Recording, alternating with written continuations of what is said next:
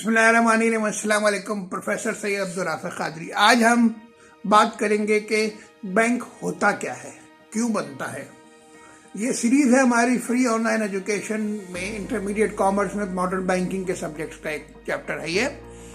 देखिए, पाकिस्तान में जितने भी बैंक हैं वो बैंकिंग कंपनीज ऑर्डिनेंस 1962 के तहत रजिस्टर हुए थे। उससे पहले रजिस्टर हुए तो वो बहरहाल उस लॉ के तहत मैनेज होते हैं। लॉ के तहत स्टेट बैंक ऑफ पाकिस्तान एक लिस्ट मेंटेन करते हैं अपने पास।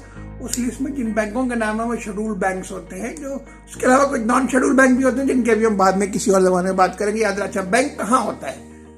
बैंक में एक हेड ऑफिस होता है और ब्रांचेस होती हैं। ब्रांचेस पूरे मुल्क में फैली हुई होती हैं क्योंकि पूरे मुल्क में कस्टमर मौजूद है। हेड ऑफिस आमतौर पर सारा का सारा एक जगह होता है जहां सारे कंट्रोल फंक्शन होते हैं। बाद दफा कुछ डिपार्टमेंट किसी और बिल्डिंग में, किसी और शहर में भी हो सकते हैं। एक बात याद रखिए कि जरूरी नहीं है कि जहां बैंक रजिस्टर्ड हो वहीं उसका हेड ऑफिस हो। पाकिस्तान में एक बैंक ऐसा है जो रजिस्टर्ड तो भावलपुर में, मगर उसका हेड ऑफिस कराची में। हेड ऑफिस आमतौर पर वहां था जो मेजर कस्टमर है। आमतौर पर जहाँ सेंट्रल बैंक रेगुलेटर्स हैं तो आमतौर पर हेड ऑफिस कराची में है या लाहौर में है। सूबाई हुकूमतों ने कुछ जो बैंक्स बनाए थे उनके हेड ऑफिस सूबाई दारुल-हुकूमत में, जैसे पेशावर में हो सकता है, कोयटा में हो सकता है। तो ब्रांचेस ऐसी जगहों पर जाके कस्टमर्स पूरे मुल्क में फैले हुए आराम से आ सके। आमतौर पर ब्रांचेस आप गौर कीजिएगा कि जमीनी सड़क पर ही होते हैं, महंगी जगह पर होते हैं।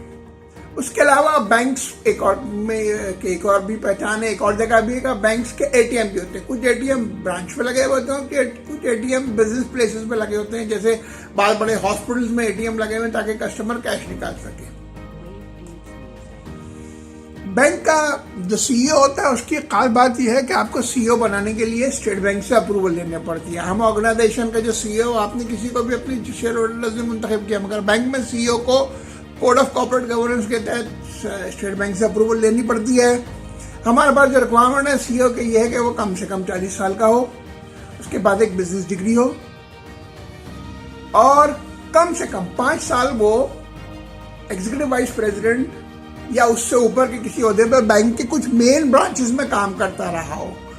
मतलब अगर कोई साहब सिर्फ एडमिनिस्ट्रेशन में, एचआर में रहे हैं उन एरियाज में, तो वो सेंट्रल बैंक उनकी अप्रूवल लेगा। इसके लिए कोर बैंकिंग जो एरियाज है जिनकी हम बात करेंगे। अब बैंक के कोर एरियाज का है। बैंक में एक पहला कोर एरिया जो है वो कैश है, जो कैश मैनेज करता है कि किस ब्रांच में कितना कैश जाएगा, कितना रखा जाएगा। क्योंकि याद रखिए, कैश ही कमाई करता है बैंक की। तो वो तमाम कैश जो ब्रांच में रखा है, ब्रांच के रूटीन ऑपरेशन चलाने के लिए ब्रांच के वॉल्ट में रखा हुआ है, एटीएम में रखा हुआ है, ये वो पैसा है जो कहीं इन्वेस्ट नहीं हो रहा है, बैंक उससे कमाएगा नहीं। उसके बाद स्टेट बैंक बड़ी सख्ती से मॉनिटर करता है कि आप किस किस्म के करेंसी नोट लोगों को दे रहे हैं। तो उनको प्रॉपर गड्डी बनती है, खराब नोट अलग रखे जाते हैं। तो एक प्रॉपर कैश मैनेज डिपार्टमेंट है। दूसरा एक डिपार्टमेंट है क्रेडिट मैनेजमेंट। देखिए, बैंक की असल आमदनी क्या होती है? बैंकिंग कंपनीज ऑर्डिनेंस की सिंपल डेफिनेशन ये कहती है कि बैंक एक ऐसा इदारा है जो लोगों से डिपॉजिट लेता है, जिसको वो इन्वेस्ट करेगा या लोन देगा। इन्वेस्ट करेगा या लोन देगा। उसके बाद जब लोग वापस मांगेंगे या उसकी इन्वेस्टमेंट टर्म खत्म हो जाएगी तो लोगों को वो कैश, वो लोगों की डिपॉजिट्स वापस कर देगा। ये सादी डेफिनेशन है। अब इसके तहत देखिए, बैंक पहला काम क्या कर रहा है? क्रेडिट डिपार्टमेंट है, यानी जो लोन देता है। छोटे लोन भी होते हैं, बड़े लोन भी होते हैं। अब हमारे लॉ के तहत जो डेफिनेशन है, एक तो माइक्रो फाइनेंस बैंक्स हैं जो बहुत छोटी अमाउंट में लोन देते हैं, उसके जो रिक्वायरमेंट है बहुत छोटी सी होती है। उसके बाद स्मॉल एंड मीडियम एंटरप्राइज है जिनके लोन की बड़ी होती है। उसके बाद कॉर्पोरेट और कमर्शियल कस्टमर्स हैं जिनके लाखों में, मिलियंस में, बिलियंस में लोन होते हैं। अच्छा, इन तमाम चीजों को मैनेज करने के जो लोग होते हैं वो अलग अलग क्यों होते हैं? कि हर एक की एक्सपर्टीज, जो लोग छोटी दुकानों को मैनेज की रिक्वायरमेंट कैलकुलेट कर सकते हैं, उसका रिस्क कैलकुलेट कर सकते हैं, वो उससे बिल्कुल ही अलग होते हैं जो बड़ी बड़ी फैक्ट्रीज को, इंडस्ट्रीज के रिस्क कैलकुलेट कर सके। फिर बैंक में एक डिपार्टमेंट होता है ट्रेड, जो इंटरनेशनल ट्रेड है, जो पाकिस्तानी चीज़ों को एक्सपोर्ट करते हैं या चीज़ें इंपोर्ट करते हैं, तो उसको मैनेज करने का एक डिपार्टमेंट है जिसकी बड़ी प्रॉपर डॉक्यूमेंटेशन है, शिपिंग रेगुलेशंस है। ये ट्रेड डिपार्टमेंट मैनेज करता है। इसके बाद बैंक में एक ट्रेजरी डिपार्टमेंट है। ट्रेजरी डिपार्टमेंट का काम क्या है कि भाई वो पैसा जो लोन नहीं दिया गया है, वो पैसा अगर बैंक में रखा रह गया तो बैंक कमा तो कुछ भी नहीं रहा है, मगर उन लोगों को प्रॉफिट तो देना है, तो बैंक उसको इन्वेस्ट करता है। बैंकिंग कंपनीज ऑर्डिनेंस इजाजत देता है कि बैंक इन्वेस्ट कर सकते हैं। तो इन्वेस्टमेंट बैंक कहाँ करता है? स्टॉक एक्सचेंज में शेयर्स में करता है। बॉन्ड्स में इन्वेस्ट करता है और बहुत सी गवर्नमेंट सिक्योरिटी और दूसरी चीजें जहां पे ये ट्रेजरी डिपार्टमेंट मैनेज करता है। अब बैंक के ऑपरेशंस जो है आजकल के दौर में बड़ा इंटरेस्टिंग बात यह है कि एक पूरा ऑपरेशन डिपार्टमेंट है जो चेक्स की क्लियरिंग हैंडल करता है, डॉक्यूमेंटेशन चीजों को हैंडल करता है, और एक पूरा आईटी डिपार्टमेंट है। मौजूदा दौर में तो बैंक एक्चुअली अगर आईटी डिपार्टमेंट ही बैंक को चला रहा है। इसके बाद एक अहम डिपार्टमेंट जो आजकल क्रिएट हुआ है, चंद सालों से हुआ है, जिसे कहते हैं एडीसी, ऑल्टरनेट डिलीवरी चैनल। अब देखिए, बैंक से कैश निकालने के लिए आपको ब्रांच जाने की जरूरत नहीं है, आप कहीं से भी एटीएम से कैश निकाल सकते हैं। पेमेंट करने के लिए ब्रांच जाने की जरूरत नहीं, इवन एटीएम में भी जाने की जरूरत नहीं है। आप अपने इंटरनेट के थ्रू, अपने मोबाइल के थ्रू फंड्स ट्रांसफर कर सकते हैं। इसका मतलब ये कि ये ऑल्टरनेट डिलीवरी चैनल है। इन चैनल्स में जब भी कस्टमर इस्तेमाल करेगा तो बैंक की कॉस्ट बचेगी, क्योंकि देखिए ब्रांच सड़क पर होती है, बहुत महंगी जगह पे होती है, वहां बंदे बैठे होते हैं, बिजली एसी का खर्चा होता है। मगर एटीएम के थ्रू फंड ट्रांसफर करने या अपने घर में आप अपने फोन से जब ट्रांसफर करते हैं तो पैसे नहीं लगते। अच्छा, अब बैंक याद रखिएगा कि पब्लिक का पैसा मैनेज करिए। इसका मतलब यह है कि पब्लिक के पैसे की हिफाजत सेंट्रल बैंक हुकूमत वक्त की जिम्मेदारी है। तो उसके लिए रिस्क मैनेजमेंट बैंक में एक बहुत बड़ा डिपार्टमेंट जो कैलकुलेट कर रहा होता है कि जो हमने लोन दिए कितने रिस्क की हैं, वो रिस्क की सेंट्रल बैंक एक लिमिट डिफाइन करता है, उसमें कंट्रोल रखना पड़ता है। बैंकिंग रिस्क और इन्वेस्टमेंट रिस्क पे एक बहुत अच्छी फिल्म जो है मार्जिन कॉल है, उसे जरूर देखिएगा।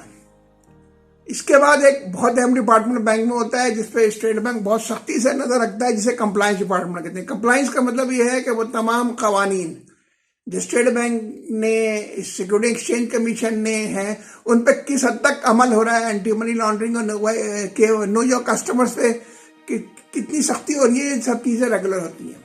इसके बाद एक इंटरनल ऑडिट डिपार्टमेंट अपना है जो बैंक में रेगुलर ऑडिट कर रहा होता है। ये अकाउंट से बिल्कुल ही अलग होता है। बैंक में अपना एक अकाउंटिंग डिपार्टमेंट तो होता ही होता है, बैंक का अपना एचआर डिपार्टमेंट है, बैंक में अपना सिक्योरिटी डिपार्टमेंट है, बैंक का अपना एडमिन डिपार्टमेंट है।